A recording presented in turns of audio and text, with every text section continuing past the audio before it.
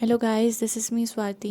और मैं आज आपको टिश्यूज़ ऑनवर्ड्स तो स्टडी करवाऊँगी with my notes, handwritten notes. अब मैं आपको ये बोलना चाहती हूँ कि हाँ, मेरे पास अभी वो नहीं है proper for the shoot items, जिसको बोलते हैं शूट आइटम्स नहीं है प्रॉपर। बट हाँ, मेरी क्वालिटी ऑफ नोट्स प्रॉपर है। मेरे ऐसा नहीं है, कॉम्प्रोमाइज़ नहीं हुआ है नोट्स के साथ। प्रॉपर लेजिबल हैंड राइटिंग है, अंडरस्टैंडेबल नोट्स है और कुछ भी आउट ऑफ कंटेंट नहीं है, फॉर द नीट बेसिस।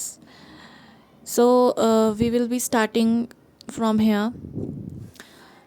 तो टिश्यूज़ होता क्या है? टिश्यूज़ होता है आपका ग्रुप ऑफ सिमिलर सेल्स जिनका कॉमन ओरिजिन होता है। क्या होता है? सिमिलर सेल्स होते हैं, ये सेल्स है, सेल्स मिलके टिश्यूज़ बनाया है, टिश्यूज़ का कॉमन ओरिजिन होता है। जिसमें क्या होता है? इंटर सेलुलर स्पेस होता है। इंटर सेलुलर स्पेस हो गई, जैसे कि ये सेल्स है, सेल्स के बीच में जो ये होता है ना स्पेस, ये वाला स्पेस, इसको क्या बोलते हैं? आपका इंटर सेलुलर स्पेस बोलते हैं, या क्या बोल सकते हैं? आपका एक्स्ट्रा सेलुलर स्पेस बोल सकते हैं, फ्लूइड बोल सकते हैं, है ना। Matrix substance and perform specific function perform करता है। मतलब ये सेल्स है ना, सेल्स मिलके टिश्यूज़, और ये वाला टिश्यू आपका एक स्पेसिफिक फंक्शन परफॉर्म करेगा। ऐसे ही नहीं कि जो मन चाहा वो वाला फंक्शन परफॉर्म कर दिया। अब इसमें आपका थोड़ा सा ये है कि स्पर्म है, स्पर्म और ओवा है, स्पर्म और ओवा मिला, जायगॉट बनाया, जायगॉट ने 2 सेल 4 सेल स्टेज आई, 8 सेल स्टेज आई, और इवेंचुअली बीच के हमने स्टेप्स मतलब मिस कर दिया, हमने डायरेक्टली गेस्ट्रोला बना दिया। ठीक है। तो गेस्ट्रोला में क्या होता है? 3 जर्म लेयर्स होती है। उसका क्या होता है? एक्टोडर्म, मीजोडर्म एंड एंडोडर्म होता है। तो आपका यही बोला जा रहा है, मतलब थोड़ा सा अंडरस्टैंड करवाया जा रहा है कि टिश्यूज़ 2 सेल 4 सेल 8 सेल गेस्ट्रोला वाला स्टेज आई। और उसके बाद होता है आपका कि इंटरसेलुलर सब्सटेंस हो गया, एक्स्ट्रा सेलुलर जो मैंने आपको पहले बताया। अब आपको इम्पॉर्टेंट ये है कि ना जो ये होता है ना एक्स्ट्रा सेलुलर सब्सटेंस हो गया या इंटरसेलुलर सब्सटेंस हो गया, वो आपका ना बना होता है, आपका किससे बना होता है? वो बना होता है आपका म्यूकोपॉलीसेकेराइड से बना होता है, ग्लाइकोप्रोटीन से बना होता है। अब हम इसमें ये पढ़ेंगे कि जो स्पेसिफिक फंक्शन होता है ना, स्पेसिफिक फंक्शंस किसके, ओवरव्यू पढ़ेंगे आज हम। एपिथेलियल ही पढ़ेंगे और इनका ओवरव्यू पढ़ेंगे थोड़ा थोड़ा। तो स्पेसिफिक फंक्शन क्या होता है? एपिथेलियम जो होता है ना, वो कवरिंग होता है, लाइनिंग होता है, प्रोटेक्शन के लिए होता है। एपिथेलियम किस लिए होता है? कवरिंग, लाइनिंग एंड प्रोटेक्शन के लिए होता है। जैसे स्किन है, स्किन में क्या होता है? एपिथेलियम हो गया, तो वो क्या करता है? प्रोटेक्ट करता है, आपका कवर करता है और लाइनिंग प्रोवाइड करता है। कनेक्टिव क्या होता है आपका? कनेक्टिव होता है सपोर्ट एंड लिंकेज के लिए। मस्कुलर किसके लिए होता है? आपका लोकोमोशन एंड मूवमेंट के लिए होता है। और न्यूरल किस लिए होता है? आपका कंट्रोल एंड कोऑर्डिनेशन के लिए होता है।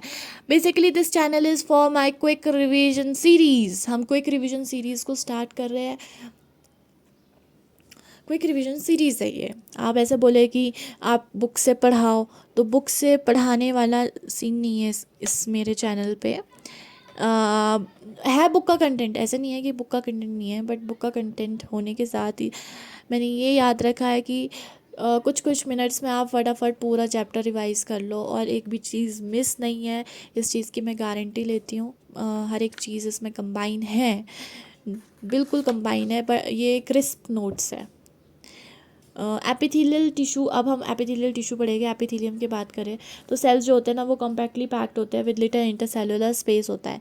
जो सेल्स होते हैं एपिथेलियम में, उसमें क्या होता है? लिटिल इंटरसेलुलर स्पेस होता है एंड लिटिल मैट्रिक्स होता है। और एपिथेलियल का मतलब क्या होता है? एपी मीन्स अपॉन और थीलियम मीन्स टू रेस्ट।